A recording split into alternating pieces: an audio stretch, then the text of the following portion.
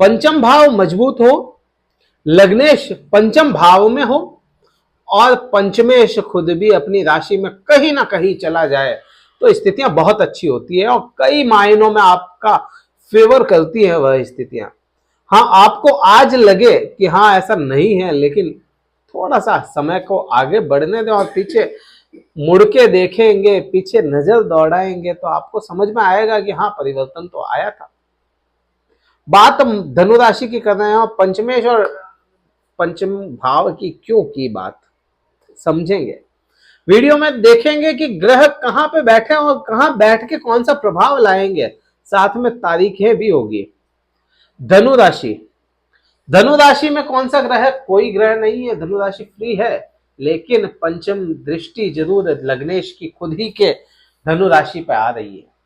पंचम भाव में लग्नेश बैठे हैं, पंचम भाव को पूर्ण बलवान करेंगे, प्रेम संबंध और संतान सुख को आपके मजबूत करेंगे और यह होकर के रहेगा। नवंबर महीने में यह चीजें आपके साथ में होकर के रहेगी। नवंबर महीने की बात है। क्यों हो रही है यह चीजें? क्योंकि राहु यहां से निकल करके चले गए हैं। राहु ने बृहस्पति को छोड़ दिया है आजाद, और बृहस्पति खुले हाथ आपको देने के लिए तैयार बैठे हैं पंचम भाव में। शिक्षा या उच्च शिक्षा की बात करेंगे तो यहां पे भी बहुत कुछ आपको मिलने वाला है और आपके हाथ खुले रहेंगे शिक्षा को लेकर के भी। आप कई चीजें यहां पे शिक्षा से ग्रहण करेंगे, ज्ञान ग्रहण करेंगे। आपके लिए यह समय बहुत अच्छा रहने वाला है। आने वाला ना केवल नवंबर, आने वाले 4, 5, 6 महीने, 7 महीने पंचम भाव को लेकर के बहुत अच्छे होने वाले हैं। और खुद लग्न के लिए भी, खुद राशि के लिए भी, धनु राशि के लिए लंबी बीमारी आपको थी तो यहाँ पे लंबी बीमारी कम होती हुई नजर आएगी, क्योंकि बृहस्पति की दृष्टि आपके खुद के ऊपर है। अगले ग्रह की बात करें शनिदेव की, शनिदेव ने शनि की ढैया हटा दी थी।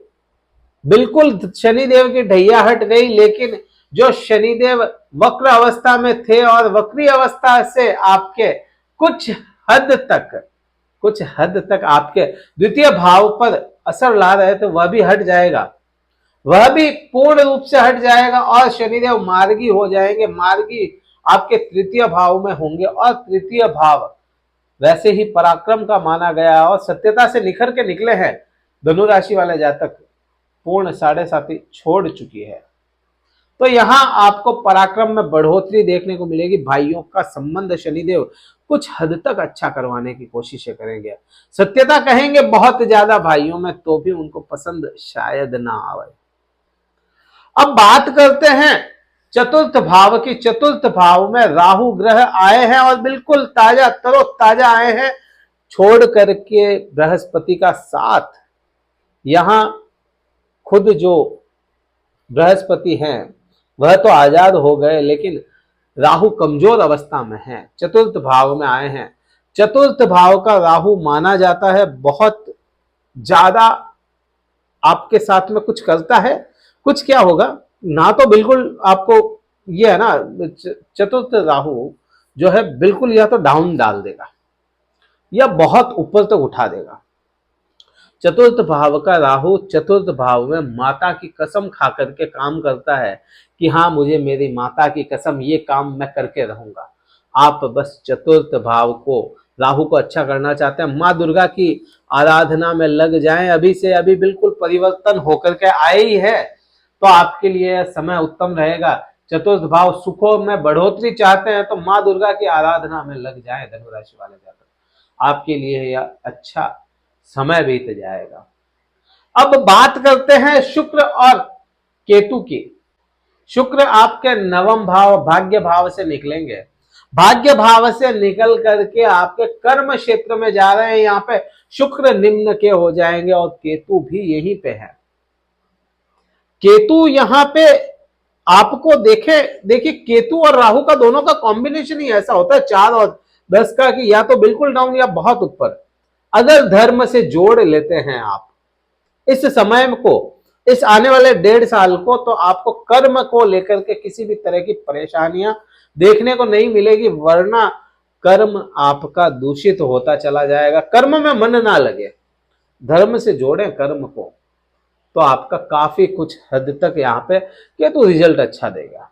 केतु के लिए एक वीडियो डेडिकेटेड आना था, लेकिन अभी नवंबर का सेशन शुरू कर दिया है, तो केतु के लिए एक वीडियो आएगा, पर्सनल केतु का ही वो वीडियो होगा, उसको देखिएगा, आपको समझ में आएगा केतु क्या और कुछ देगा 1.5 साल के लिए। लेकिन अभी नवंबर की बात करें तो शुक्र यहाँ पे साथ में है, तो केतु और शुक्र को समझें आप। आपके केतु जो है वह ज्ञानी, केतु योगी, केतु तपस्वी है, केतु धार्मिक है, और वही शुक्र जो है भोगी, ऐश्वर्य वाला, पैसा, लक्ष्मी, पत्नी, यह सभी चीजें केतु शुक्र मानी गई है।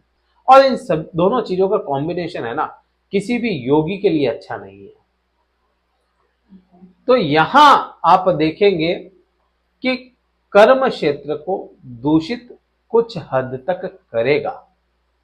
कब तक करेगा? जब तक शुक्र के साथ में केतु है। जैसे ही शुक्र निकल जाते हैं, इस महीने पूरे ही महीने यहीं पे रहना है, इस महीने में कर्म को लेकर के थोड़ी परेशानियां देखने को मिलेगी। भाग्य की बात करें तो भाग्येश पंचम 5वीं राशि सिंह राशि होती है।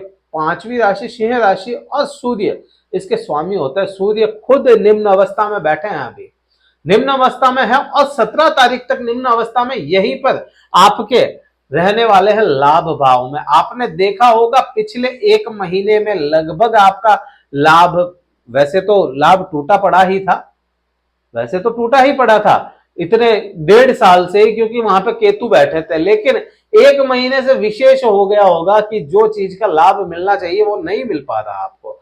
भाग्य 1 महीने से पूरा जाम होकर के बैठा है, तो वह भाग्य बढ़ता हुआ नजर आएगा 17 तारीख के बाद से ही।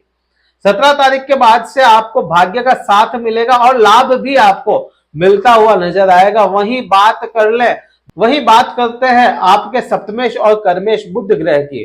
तो बुध ग्रह 6 नवंबर को परिवर्तित करेंगे, सूर्य के साथ में थे, यहां पे निम्न का सूर्य था, और निम्न के सूर्य को छोड़ के उदित होते हुए निकल जाएंगे 6 तारीख को, और आपके 12वें भाव में चले जाएंगे। 12वां भाव वैसे तो बहुत अच्छा नहीं है, कर्म के लिए हो चाहे सप्तम भाव के लिए हो, लेकिन सप्तम भाव के लिए उतना भी बुरा नहीं होगा।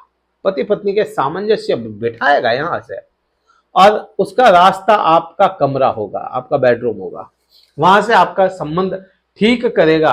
अब यहाँ पे बात थोड़ी और आगे बढ़ते हुए करें, जो पंचमेश की बात की थी हमने, पंचमेश की शुरुआत में ही बात हुई थी, आपके पंचमेश मजबूत अवस्था में हो जाए।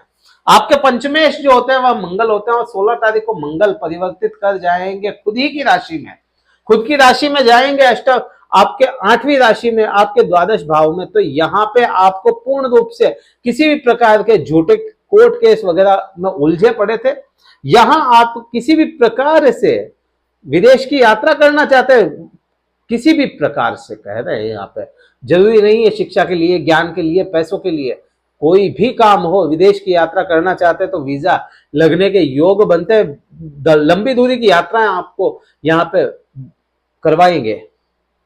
कौन करवाएंगे? यहाँ पे मंगल, बुध और खुद सूर्य करवाएंगे, आपके भाग्येश करवाएंगे यहाँ से आपको यात्राएं, और यात्राओं से फायदा भी आपको दिलाएंगे। क्या करना चाहिए?